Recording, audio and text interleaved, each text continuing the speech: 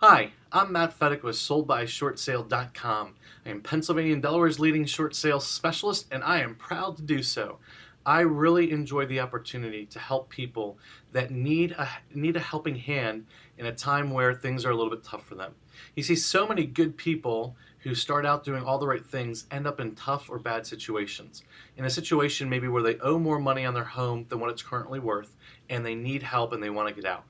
Well, one of the alternatives to foreclosure is called a deed in lieu, or a deed in lieu of foreclosure. And it's ultimately what people think about when they think about walking away. In other words, I'm just going to send the keys back to the bank, let them take this house, it's theirs, I don't want to deal with it anymore. Now, a deed in lieu of foreclosure can be a good alternative to foreclosure, but there's a couple of things I want to make sure that you evaluate if you're considering a deed in lieu of foreclosure. Number one, is the bank that is offering you the deed in lieu of foreclosure, are they forgiving your unpaid balance? See, a lot of times people feel like if they just give the deed back to the bank, well, that they're free and clear. Well, that's not necessarily true. See, when you borrowed the money for your home, you signed two documents. Number one, a mortgage. The mortgage is what collateralized your home. I'm going to borrow X amount of money. In exchange, I'm going to give you a lien on my property, which you can take back if I default and don't pay. Number two, you signed a promissory note, a note to promise to repay X amount of money at X percent. Now, when you give back the house, you are giving back the home and you're allowing them to utilize the mortgage on the property to start to satisfy the loan. However, if you borrowed $300,000 and then the bank sells it for $250,000, that unpaid deficient balance you could be responsible for.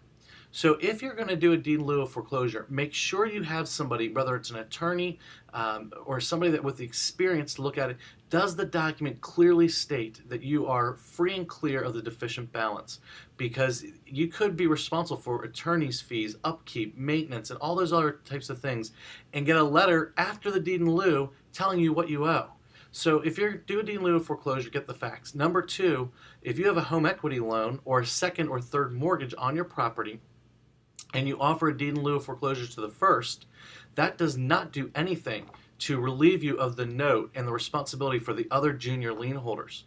So if you have a first position mortgage with Wells Fargo and a second position Citibank home equity loan, and you give a deed in lieu of foreclosure to Wells Fargo, there you may not have resolved anything that has to do with your second loan with Citi.